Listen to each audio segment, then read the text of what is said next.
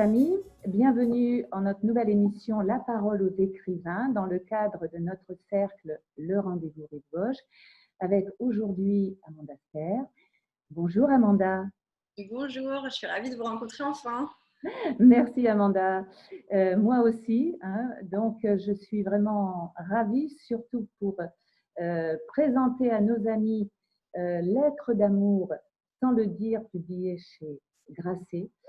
Un roman émouvant, très émouvant, une prière, une confession épistolaire de votre héroïne, Alissandre. Nous reviendrons d'ailleurs sur son patronyme, qui nous invite à une réflexion sur notre rapport au réel, notre rapport à la vie quotidienne et surtout comment il est souhaitable, nécessaire, mais comment nous pouvons faire pour transmuter toutes nos blessures, qu'elles soient d'enfance ou des accidents de vie avec des relations amoureuses difficiles. Alors, on va faire ce voyage avec vous, vous allez nous conduire, car tout commence un 16 octobre. Elle nous confie « Il est important que vous compreniez que ce jour-là a transformé ma vie, pas comme un choc, mais plutôt une vague qui s'en revient vers la plage et s'apprête à repartir à l'assaut de l'océan tout entier. » Alors, métaphore d'un mouvement, on a envie de l'accompagner. Alors, pourquoi ce 16 octobre a-t-il été important dans sa vie?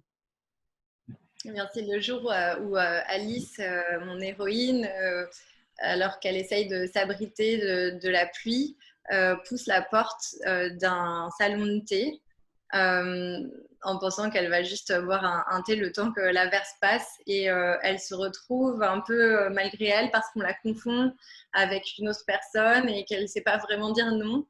Elle se retrouve dans une pièce attenante au salon de thé dans laquelle un homme opère des massages shiatsu. Donc on lui fait mettre un pyjama et au début elle est plutôt un peu ennuyée, puis elle se laisse faire, et quand il va poser les mains sur elle, elle va au sens propre se réincarner, retrouver son corps et avec cette émotion-là retrouver la vie. Donc la vague qui revient, la renaissance, puisque l'eau c'est ce symbole-là, de revenir à soi. C'est aussi la mer, voilà. C'est comme une seconde naissance et du coup la possibilité d'une autre vie. Alors, votre roman est divisé en deux parties. Il y a toute cette première partie où elle nous raconte cette rencontre avec cet homme qui est son masseur, finalement, comment elle va être réveillée. Et la deuxième partie, c'est vraiment son histoire.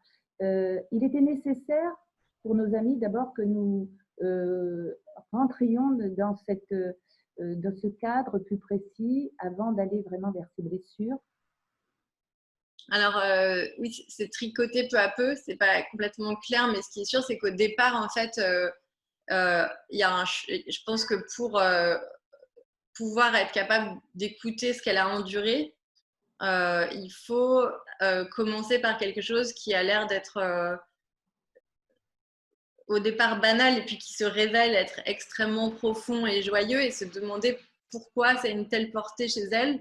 Et donc une fois qu'on est, je pense, ému et intrigué par l'histoire, on a envie de comprendre pourquoi, qui elle est et pourquoi elle en est là, pourquoi il y a tant d'émotions sur, a priori, un simple massage, entre guillemets. Je veux dire, normalement, pour faire un massage, on comprend qu'on puisse être ému, touché, mais que ça la bouleverse complètement. Qu'est-ce qui s'est passé avec son corps, d'où vient son refus d'aimer, pourquoi elle était sous cloche en fait, à quel moment elle a décidé de mettre sa vie entre parenthèses et pourquoi. Et en fait, c'est cette chose qui va nous...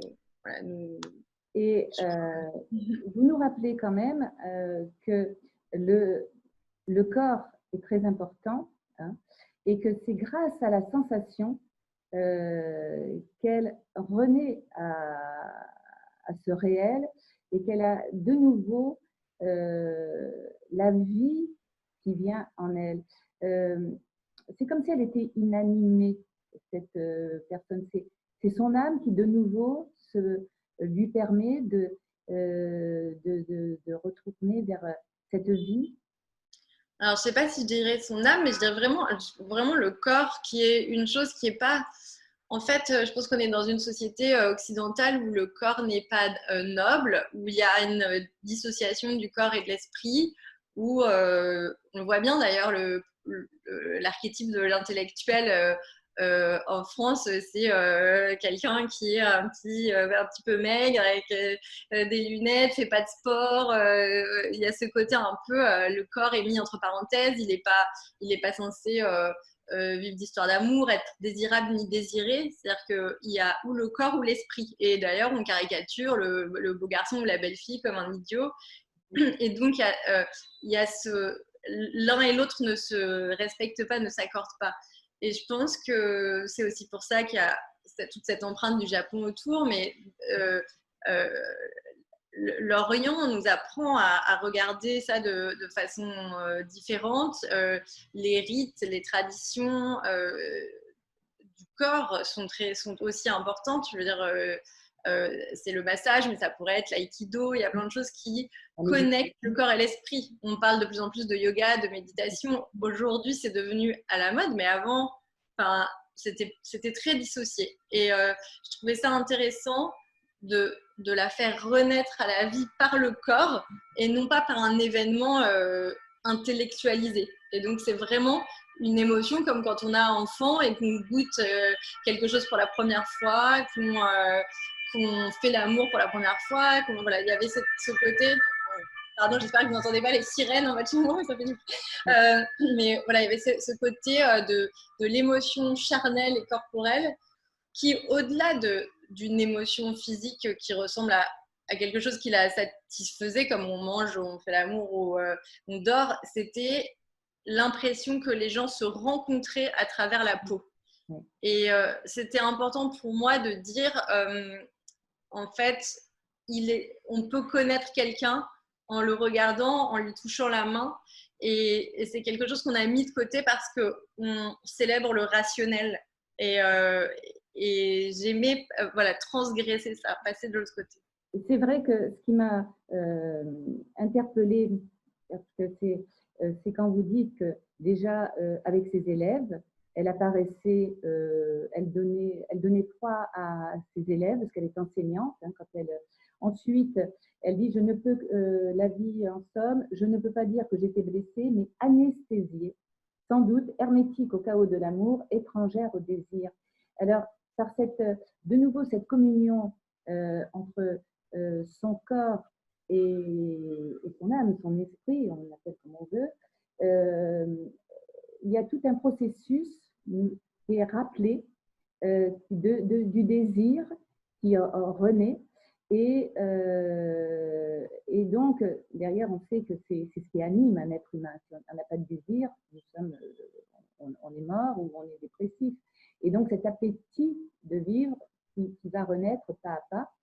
Est-ce que votre héroïne, cependant, n'avait pas cette manifestation, j'ai pensé de honte, c'est-à-dire que on a l'impression qu'elle porte en elle l'émotion, le jugement, qu'elle a vécu en silence, qu'elle s'est auto-alimentée et enracinée dans un sentiment d'illégitimité. Alors de vivre, ça c'est sûr, mais même d'exister. Et que grâce à ce rapport que vous nous rappelez du corps et de l'âme, on peut remettre en place la légitimité. C'est pas rien de trouver sa place dans le monde, la présence au monde. Oui, vous avez raison. Il y a ça, en fait, elle vient d'un milieu, c'est pour ça qu'il faut raconter sa vie, c'est important de raconter sa vie. Donc, elle vient d'un milieu particulier, elle est née dans le Nord, dans un monde où on ne lui autorisait pas, elle a presque 50 ans, elle vient d'un milieu où on ne lui autorisait pas l'idée de pouvoir sortir de sa condition sociale, sauf peut-être en se mariant, mais c'était voilà, ce moment où encore les femmes, bon, si elle faisait quelques études, c'était pour être charmante aux yeux d'un homme, mais l'idée, c'était pas qu'elle puisse, voilà, on ne comprenait pas qu'elle lise, on ne comprenait pas qu'elle ait des rêves et qu'elle puisse devenir professeure. C'était pas du tout quelque chose de recevable dans sa famille. C'est sa première transgression. Elle tombe enceinte très jeune, elle est fille-mère, mais même si elle n'a pas c'est pas toujours ça. Il y a toujours un peu des situations d'abus dans la façon dont les hommes la traitent, comme si elle était à disposition, qu'elle est toujours un peu otage de son incapacité à dire non, à croire que si un homme vient vers elle, c'est parce que quelque part c'est elle qui l'a demandé ou qu'elle a dit oui, donc elle est victime de toutes ces choses dont on a beaucoup parlé récemment, mais c'est un problème sur effectivement est-ce qu'elle était consentante ou pas, elle ne sait plus où se situer parce qu'elle a été souvent victime de situations et pas elle n'a pas pu choisir. La seule chose qu'elle a choisie, c'est son destin professionnel. Alors, oui, donc intellect, parce qu'elle est prof voilà. d'ailleurs, mais est-ce qu'elle s'est laissée définir par les autres finalement? Et quand je reviens au patronyme, parce que quand j'ai vu le Alice Cendre, alors là, ça m'a tout de suite interpellée avec Cendrillon. Et cette métaphore de Cendrillon, merci de le rappeler parce que les contes sont très importants dans la psyché, souvent je le partage dans notre cercle. Et à un moment donné, Cendrillon, il nous est montré qu'elle trie les lentilles alors que la cendre a été jetée, et pour nous rappeler comment trouver notre discernement, notre voie, et ne pas justement se laisser définir par les autres, puisqu'elle se laisse même définir par sa fille, qui est dans un milieu qui n'était pas le sien, et qui la rejette quelque part. Donc, le prénom a été, enfin, le patronyme a été sciemment choisi, Amanda. Il y avait c'est exactement ce que vous dites, et aussi renaître de ses cendres. En fait, quand il arrive, c'est une femme éteinte. C'est une femme, a priori, on rallume pas des cendres, on rallume des braises, mais elle se voit morte parce qu'elle est. Et oui, petit à petit, elle va réussir à renaître de ça. Et je disais tout à l'heure, il y avait cette chose où vous parliez de honte. Et en fait, oui, elle trimballe aussi avec elle ce poids social où une femme de 48 ans, donc qui a priori, même si c'est encore possible, mais c'est quand même rare, n'a plus d'enfants, ou en tout cas quand elle rencontre un homme, c'est pas dans cette optique, surtout qu'elle devient grand-mère très jeune dans le livre. Et donc, il faudrait qu'elle puisse admettre en même temps le fait qu'elle ait du désir pour rien, en tout cas du désir pur. Et c'est encore quelque chose de très tabou dans nos sociétés judéo-chrétiennes. C'est pour ça qu'il y a cette célébration du visage de la femme qui doit toujours être lisse, ressembler à une jeune fille. La jeune fille attire parce qu'elle est fertile. Et donc il y avait cette envie de dire il faut qu'elle arrive à dépasser ça pour accepter que son amour et son désir sont légitimes et pas honteux. Il y avait vraiment cette chose-là de briser ce tabou-là, en fait, qui n'est jamais exprimé clairement socialement, mais qu'il est tous les jours. Comme voilà, une femme qui est avec un homme plus jeune, c'est quand même plus choquant dans la tête des gens que l'inverse. Une femme, on me rappelle qu'on reprochait au début à Brigitte Macron qu'elle ait des tenues sexy, alors que moi je trouvais ça super qu'elle soit belle et moi je trouvais ça, j'adore ce couple, je trouve, enfin, physiquement, j'adorais je trouvais ça. D'ailleurs, ce qui me rend ce président le plus sympathique, je trouve qu'il ait cette transgression intelligente et qui soit auprès de cette femme séduisante. Voilà, je pense qu'on est encore dans un bloc. On a vu que ça posait problème, quoi, socialement, qu'il y avait des gens qui avaient du mal avec ça. Et je pense que c'est vraiment un livre sur le désir féminin et l'autorisation du désir féminin passer l'état de procréation. Est-ce que vous ne touchez pas à un sujet aussi j'ai reçu dernièrement Aurélie Godefroy, Florence Quentin, où on a beaucoup abordé la définition à nouveau du féminin dans sa définition primaire, primale. Pour aujourd'hui, il semblerait que vous remettez le doigt dans notre société, pour nous les femmes et les hommes avec nous, redéfinir un petit peu toutes ces polarités pour arriver à cette conjonction pacificatrice de de toutes ces polarités pour arriver à prendre notre place d'une façon légitime, justement, et naturelle. Moi, je pense pas qu'il faille gommer le fait qu'il y ait des deux pôles différents de féminin et de masculin. Je pense que c'est nécessaire et qu'il faut le célébrer. Et que pour moi, l'égalité a un sens dans l'égalité du traitement qu'on reçoit, l'égalité des salaires, etc. Mais on est des êtres différents, sensiblement différents. Mais je pense que cette différence, si elle est célébrée au lieu d'être stigmatisée, alors elle prend tout son sens. Mais il n'y a pas de gradation, il n'y a pas de choses meilleures que d'autres, et dans les deux sens, c'est-à-dire que on peut pas s'en servir que quand ça nous arrange. Les hommes ont aussi le droit d'être délicats et sensibles. C'est pas l'apanage des femmes. Je connais des femmes qui n'ont pas la délicatesse de certains hommes. Et voilà, il n'y a pas de les sexes ne sont pas détenteurs d'un pouvoir ou d'un autre. Et quand on accepte ça, tout en disant que nous sommes des personnages différents avec peut-être voilà, on est organiquement différents. Tout le monde a le droit de se réinventer, mais le point de départ est différent. C'est juste que être différent, ça ne veut pas dire être mieux ou moins bien. Voilà. Et c'est peut-être une invitation à nouveau d'être sur un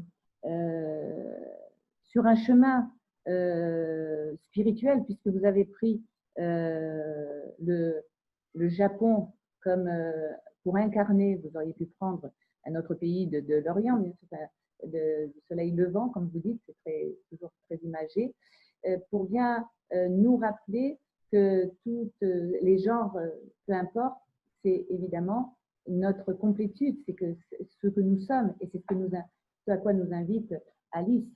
Elle va vers elle. Est-ce qu'elle y parvient complètement, votre héroïne, à se rencontrer, à rencontrer cette part d'elle, sa singularité?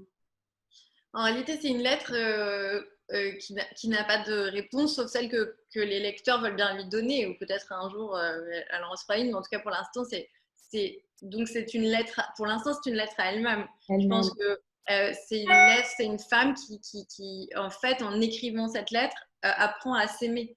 Et on parle d'Orient et de masculinité, de féminité. Il y a voilà, ce très beau symbole du yin et du yang dans la civilisation japonaise, chinoise, en tout cas au Japon, ça existe très fortement. Et cet équilibre est nécessaire au bonheur. C'est-à-dire que d'ailleurs, en nous, déjà, il faut que ce yin et ce yang se balancent. Ensuite, dans l'autre. Et j'ai appris quelque chose qui m'avait beaucoup amusée quand j'ai commencé à étudier un peu la médecine chinoise. Et j'ai appris, en fait, qu'en médecine chinoise, le trop-plein de bonheur est aussi douloureux que le trop-plein de malheur. C'est-à-dire des conséquences qui peuvent être aussi violentes sur la santé, par exemple. Que quelqu'un qui vient d'avoir trop de bonheur d'un coup peut d'un coup avoir une grosse fièvre parce que c'est trop d'émotions, et que l'émotion en soi est une chose complexe à recevoir, et il ne s'agit pas qu'elle soit positive ou négative, il s'agit juste d'une émotion qui est ce qu'on peut appeler aussi du stress et en fait c'est dans l'équilibre qu'on trouve le bonheur. Et dans cette polarité, cette balance entre le corps et l'esprit, entre la masculinité et la féminité, c'est là qu'on trouve qui on est. Et je pense qu'en acceptant de s'aimer et du coup en acceptant la part de cet homme dans sa vie, elle arrive à un état de plénitude qui la complète enfin. Est-ce que ça va être prolongé d'une réalité, c'est autre chose, mais en tout cas le fait d'avoir la place d'accueillir quelqu'un dans son cœur est déjà un énorme pas. Vous venez de dire le mot juste, c'est trouver sa place. Sa place dans la vie, dans le réel, puisque elle est incarnée, mais en même temps, elle est d'abord sa place en elle. Et je pense que votre roman nous rappelle combien c'est difficile, mais c'est possible. Et c'est tout ce chemin harmonieux, parce que vers le bonheur, là aussi, toute cette définition du bonheur, de cette quête de sagesse, hein, là aussi nous en parlons souvent, qui permet de se rencontrer et de faire ce pas quand on a des blessures et de les alchimiser et d'être en résilience, selon le mot qu'on emploie souvent aujourd'hui. Pour terminer sur le roman, avant d'aller sur votre actualité, c'est cette notion de destin, de destinée, de kairos. Comment vous définiriez un petit peu par rapport à ces notions? Est-ce qu'elle participe justement à transformer son destin en destinée, notre chère Alice? Le titre est important dans ça, parce que lettre d'amour sans le dire, ça vient de la raison pour laquelle elle écrit en japonais en fait, et comme on ne peut pas traduire je t'aime en japonais, mais on dit il y a de l'amour autour, il y a de l'amour entre nous ou dans l'air, mais pas une traduction littérale de je t'aime, comme si ça nous tombait dessus, comme si ça faisait partie du destin. Donc en effet, il y a cette part-là, si on accepte cette part-là de justement ce mystère un peu plus oriental, si on est plus rationnel, on se dit qu'il lui a fallu le temps de se réconcilier avec et son corps et son histoire et son passé. Donc c'est à la fois une psychanalyse et une guérison corporelle qui l'amène à la capacité d'aimer à nouveau. Parfois, c'est juste... peut-être que cet homme lui a juste offert le droit d'être capable d'aimer à nouveau. Voilà. Peut-être que ce ne sera pas lui, peut-être que oui. Chacun trouvera sa réponse. Moi, j'aimerais que oui, mais voilà. En tout cas, je sais que juste la démarche, et d'ailleurs, la démarche d'écriture a cette force-là de la sauve, en fait. C'est la sauve d'écrire cette lettre. On sait bien que le livre, il transcende le réel. Merci les écrivains. Alors, l'actualité, Amanda. Il y avait une pièce qui était écrite avec notre grand ami David Fuentenos. Ouais. On donne rendez-vous à la rentrée pour un nouveau roman avec impatience. Ouais. Donc, elle va être jouée, elle va être reportée. On espère vous l'annoncer clairement, mais je pense que quand il viendra pour son prochain livre, normalement, il sort en octobre le livre, et je pense que ce sera fin octobre, début novembre. On attend les disponibilités des comédiens, puisqu'avec tout ce qui s'est passé, beaucoup de choses ont été bousculées. Mais on espère qu'ils pourront remonter sur scène fin octobre et début novembre pour Amis, donc au Théâtre de la Michaudière. Voilà, on a hâte. Ça, c'est l'actualité qui s'est interrompue, mais comme pour beaucoup d'entre nous. Et c'est vrai que pour les artistes, surtout pour les acteurs qui étaient sur scène, c'est difficile. Et puis reprendre une pièce quand on était en plein dans l'énergie de cette montée, c'est un peu douloureux. Mais voilà, ils sont courageux, ils vont y retourner. Et puis c'est vrai qu'il y avait des tels retours de gens qui riaient tellement dans la salle, il y avait un tel bonheur que ça nous a un peu brisé le cœur, donc j'espère qu'ils vont reprendre. Oui. Et le cinéma? Le cinéma, si j'adapte, je devais tourner aussi au printemps, donc moi ça a été une année de report, mais c'est la vie pour nous, pour nous tous. Donc je vais tourner au printemps prochain l'adaptation de mon livre Les Promesses, qui sera tournée entre l'Italie et l'Angleterre. L'Italie. Je rappelle juste que notre cercle porte un prix littéraire, Marco Polo Venise, qui va être remis la 4e édition à Venise. Donc l'Italie nous l'a célébré. Ma ville préférée. Voilà. Ah oui. Là, nous allons fêter sa résilience. Et Dante, voilà, puisque Dante, on va rentrer dans la 700e année de. Oui, j'ai vu ça, oui. Voilà. Donc, ça va être une très, très belle édition le 2 octobre. Magnifique, ça. Voilà. Eh bien, Amanda, je suis ravie. Merci pour ce partage. Quand vous serez de nouveau à Paris, parce que vous allez partir, eh bien, surtout, vous pousserez la porte. Peut-être qu'on se verra au théâtre. On se verra au théâtre avec David. Ah ben voilà. Eh ben, alors, rendez-vous avec tous nos amis. On fera un groupe. Et puis, on se retrouvera pour fêter la vie. Espérons. Merci Amanda. À très vite.